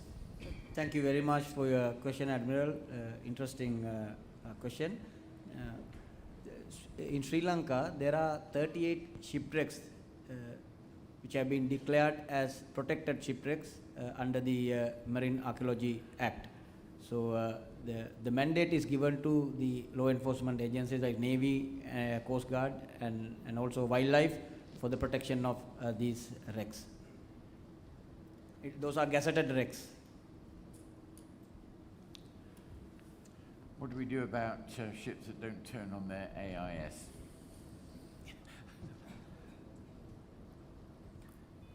Thank you, Admiral, for, well, this is a problem, not of today, since the thing has started. And this is also a problem connected with the registration, flag of convenience, FOC, you know. That means a Malaysian ship or a Bangladeshi ship can easily register with Mongolia or with Panama or with Greece, you know. So that leverage allows them to play foul with the existing system, you know. But yes, if you suspect a ship carrying something which is not normal, under the UNCLAUSE, you can always pursue them. So if the ship is not responding to your AIS call through the fusion center, then of course you can either send your maritime patrol aircraft to identify what is the ship, where it is going, or if there is a ship nearby, you can challenge them. Only problem is that if you stop a merchant ship going somewhere else, you know, and then you don't find the suspected item, there is a clause for penalty. So there is a fine line you have to draw whether how much or how far you can go on boarding a ship and challenging it, then finding nothing is there. So that is part is there, but let me tell you there's a problem. That every country sends team to the IMO every year. There is a council session where these things are actually discussed. But somehow or the other, since the experiences we have out at sea with the merchant ships, they're not normally transferred to the Director General of Shipping, who is the authority of a country to represent the difficult issues like this to the IMO. So the IMO normally doesn't listen or doesn't get this feedback as quickly as possible. If they are given, you know, then there is no problem. Like, let me tell you, the PRC Center, Piracy Reporting Center in Kuala Lumpur, and there is also a recap in Singapore. But in Piracy Reporting Center, even I have seen it myself that ships selling their ship's items, say paints or ropes, and buying fresh vegetable or fresh meat, and then making a signal while leaving the port that pirates came on board and stolen these items. Such false reports are frequently being made to Piracy Reporting Center. And Piracy Reporting Center in Kuala Lumpur doesn't have any means to verify, to check, or to identify what has actually happened. But they say to the country council, oh, there are 3 cases of piracy in your water areas. So there is a problem, you know, on those aspects, but we need to probably continue our effort to discuss these issues with IMO and probably get things done so that the ships are obliged to keep their AIS on and respond to the queries made by the either IFC or even by other ships and other aircrafts. Thank you. I hope it satisfies. Thank you very much. I now call upon Rear Admiral Paris from Sri Lanka to ask his question.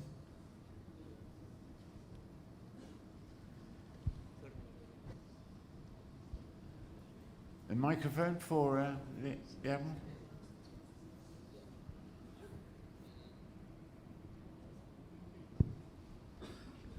Good morning, sir. I'm Rear Admiral Nishantha Piris from Sri Lanka Navy, Commander Northwestern Naval Area. Prior asking my question, I have a small comment to Rear Admiral LM information given on the IFCs. In fact, the requirement of IFC in the region brought even to the same forum a few years back, and the government given the approval to initiate IFC center in Sri Lanka with the request from the Navy, and with the approval of the government, the Minister of Defense. I am happy to inform you that the IFC Colombo, which I established few years back, and which is incorporated with IFC Changi as well as IOR, but with the limited scale. But as of now, IFC Colombo, which is situated at Naval Headquarters, which facilitate 12 local stakeholders to share the informations, and mutually with the IFC Changi and the IOR, certain information. But we have requested to have the fully operation with the international level. We are waiting for the green light from both of them. So it's a good opportunity and a good news for all of us to share with your information at IFC Colombo. And if you search, Google through the IFC Colombo, you will get whatever the information we share with the other stakeholders. Thank you. And my questions, which is related to again to Admiral Kalam, you sir. You have mentioned the ship's accident. Of course, for last couple of years, we were experienced 3 cases. All are bit closer to region as well as close to country. Where starting from Daniela, which is about 100 miles west of Sri Lanka, and the New Diamond, which is south eastern coast of Sri Lanka. It's a tanker, and the latest one, Express Pearl, which was burned and sunk in front of our naked eyes, just off Colombo Harbour.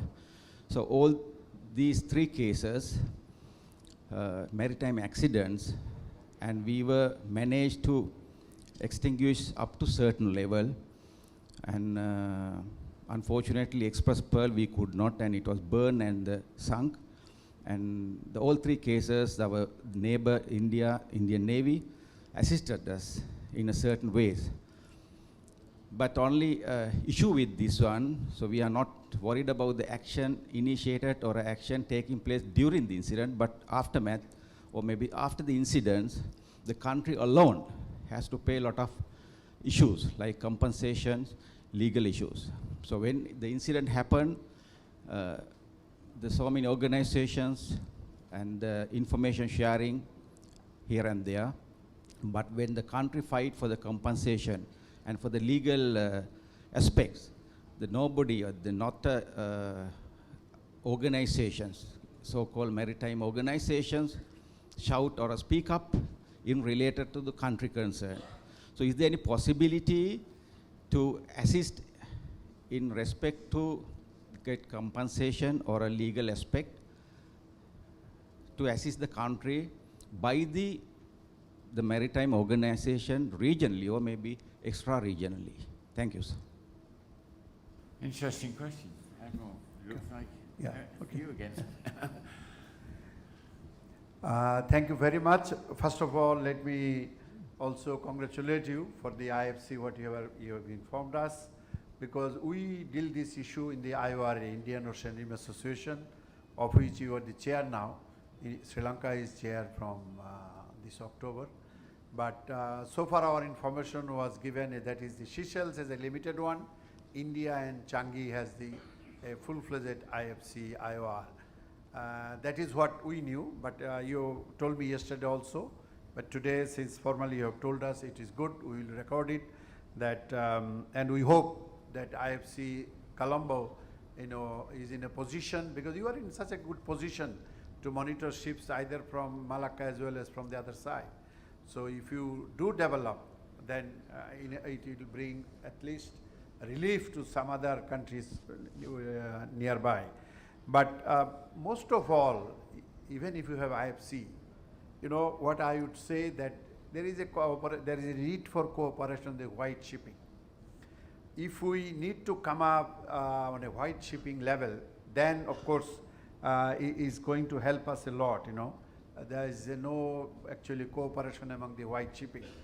And also another issue, let me just flag it here, because the commander of the Sri Lanka Navy was here previously. We have IONS, Indian Ocean Naval Symposium. All the naval ships, meet every year in all these countries, maybe 26 countries or so. And they decide what is to be done between the navies.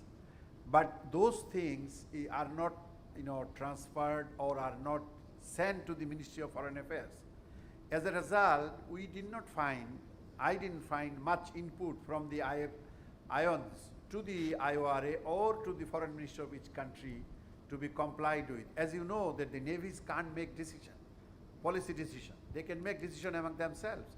For policy decisions to be complied, you need to go to a higher level, which is either Ministry of Defense should send it to the foreign ministry or vice versa. Only then these things can be probably improved upon, even the collaboration among the navies. So that is one part. The other part is, that's why I have said, the convention on the compensation is very clear and distinct. It says how you can apply. What should you do? How would you maintain the log of the incidents from +1 minute to the last minute you are applying?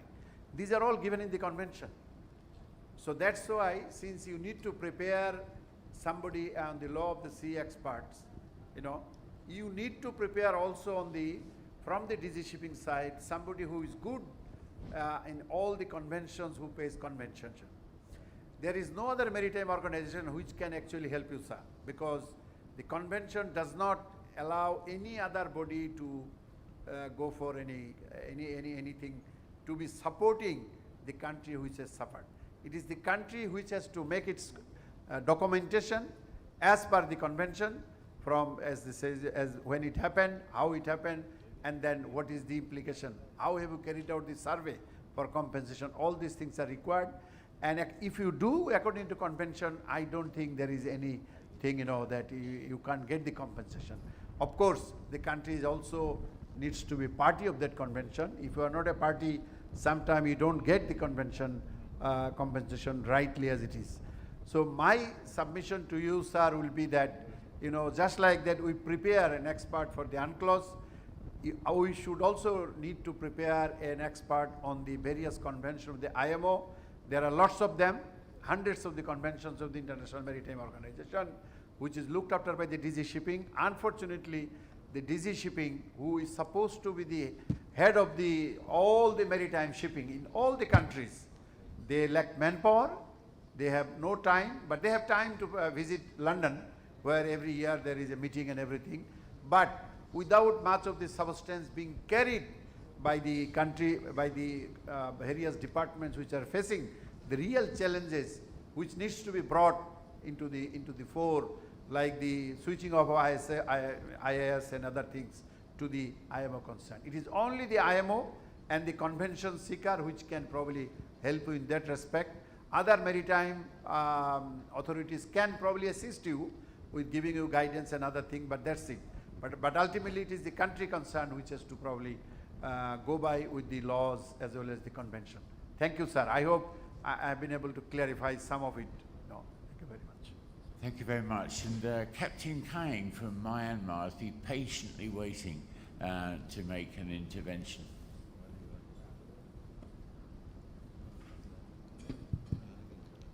Good morning, sir. I am Captain Jokai from Myanmar Navy. Here, I would like to point you some points here. Firstly, we object the term Rohingya. The Republic of Union of Myanmar officially announced to call them the term Bengali. Those minorities are living along the border with Bangladesh, and there might be a lot of confusion among people. As they share common border, they have same feature, language, culture, and even religion. Some Bengali people fell inside Bangladesh due to riot in 2017. To get the exact number, it needs systematic verification process. Secondly, influence the Bengali people is no longer a security threat to the region. It is just a migration problem between two neighboring countries. The problem has to be solved by both countries. Myanmar also respects the sovereignty of other countries and international law. There are many answers to solve this problem. Both of government agree for the reputation of Bengali people. Myanmar is ready to accept Bengali people after a complete and systematic verification process according to the 1954 citizenship law, and we do respect their rights. And camps have been built for the related people from Bangladesh. Thank you, sir. Thank you. Do you want to comment? No, there's no requirement now. There will be a fight each other. No, it's okay. Just thank you, Captain, for saying so. Let me just tell you that what you are telling is what you have heard from your course mates. If you look at the bilateral agreement signed between Bangladesh and Myanmar, No, cut it off. you know, that's the agreement which we have signed with you. There is no mention of Bengali, We are not which you have tried to probably divert, but officially there is no Bengali in the agreement. And also the UN system, also they have agreed that there is no Bengali written in that agreement. So there is no point in telling something which is not existing on the agreement between the two countries. So I would request you to go through this agreement and then come back prepared. Next time in the Galle conference, we can have a discussion. Thank you. Okay, we'll park the issue there. Thank you, Professor. I am Admiral Ravi Vijay Gunratna. I was the Chief of Defence Staff and the Navy Commander also some time ago, for the last time when we had the Galle Dialogue in Galle, and then in Colombo also. My question is to my friend P.L. De Silva. Both of us played for the Navy rugby team for a very long time together, and outstanding sportsman. And if anybody can do 30 sit-ups in 30 seconds, you can challenge P.L. He's on TikTok, and he just won a prize on the morning PT. 30 sit-ups in 30 seconds. P.L., my question is that what we are doing is not seen by the people who don't go underwater. Because as I think long time ago, as one of the leaders said, if you are not seen underwater, you have seen only half of the beauty of this world. And PL is doing a great job by replanting corals. Like forest replanting forest, you can do the replanting of corals. So I am requesting you to give some ideas, because there are so many countries here who will be interested in it, and the success story of replanting corals. And once again, let me thank the Navy Command and the other naval officers from the Sri Lanka Navy who got involved in for this wonderful Galle Dialogue. I think out of the sessions, today's session is, you will agree, Professor, is the best one what you are moderating. Well done, because all four have done fantastic presentations. Piyal, for you. So thank you very much for the question. It's not actually sit-ups, it was push-ups. And did it in 20 seconds, not 30 seconds. So thank you for the question in particular. So I started planting corals in 2016 in Jaffna under your leadership. We started the project in Chati Beach in Jaffna, and it was a very successful project. And if anyone go there, will see nicely grown corals on reef balls. So then the experience that I got from this initial project motivated me to engage in further projects. So there's a science in coral planting, but it is not a rocket science. It's a very simple science that you have to apply. So if I tell you this in nutshell, it's like planting grass on land. If you take the interest and if you follow the procedures, right? Even if you plant a vegetable plant at your home, you have to make sure that it is properly treated until it grows. So similarly, underwater, you plant a coral at a particular time of the year, and then treat it like you plant a vegetable plant at home. So that's the success story, and I have planted about 2,500 saplings at Port City, and they are nicely growing. And interestingly, this Port City breakwater is going to be the world's longest man-made cum natural coral reef in the future.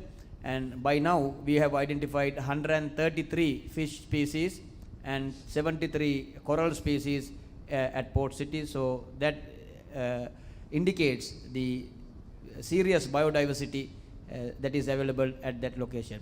So coral planting is not a difficult thing. All what you need is the commitment. So the objective is to restore some of the degraded coral reefs in the country, coral reefs like Hikkadua and Kalpitia, because they don't exist as they did before. So there are a lot of damaged areas in this reef. If you take Hikkadua reef as an example, 90% of the reef is gone. So that most of the tourists were attracted to Hikkadua because of this coral reef during our young time. So I still remember how this reef existed during those days. So the intention is to restore whatever possible coral reefs using the coral that are being planted at Port City, or maybe in other areas as well. So it's not a difficult thing. It can be done. All what you need is commitment. Thank you, sir. Well, thank you very much. I have to finish this session now. And I agree that I think this has been we've been treated to 4 very good papers.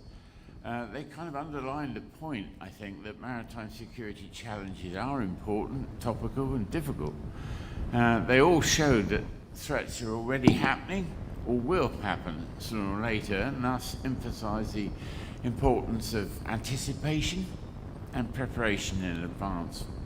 I also asked the question of what was the biggest problem, and I think in the discussions what came out was, of course, finance and the essential issue of who's going to pay for it, identifying responsibilities for dealing with these issues, awareness of the problem when the perpetrators are able to conceal it, or try to at any rate, and siloed and uncoordinated governance.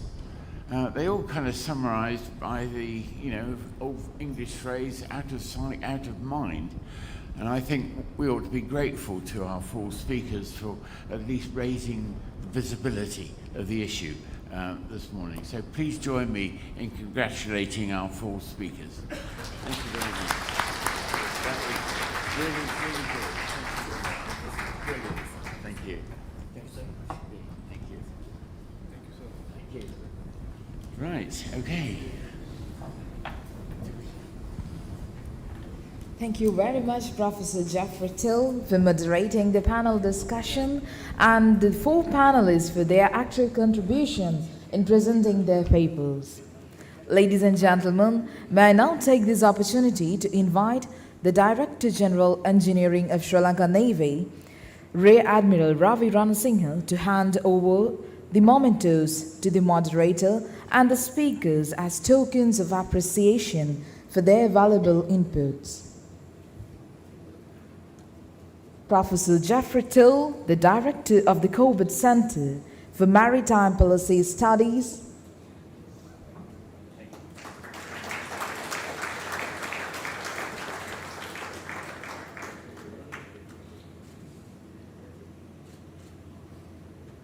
Rear Admiral Pradeep Rathnayake, Director General Operations of Sri Lanka Navy,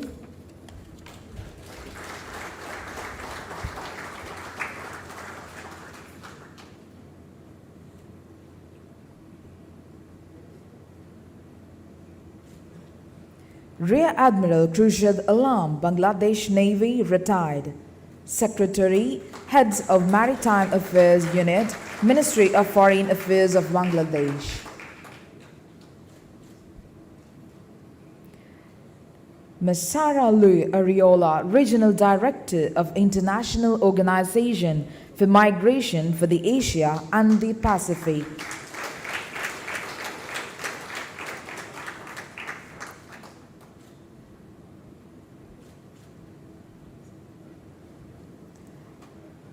Admiral Pial de Silva, Sri Lanka Navy, retired, former Commander of Sri Lanka Navy and the former Ambassador for Sri Lanka to Afghanistan.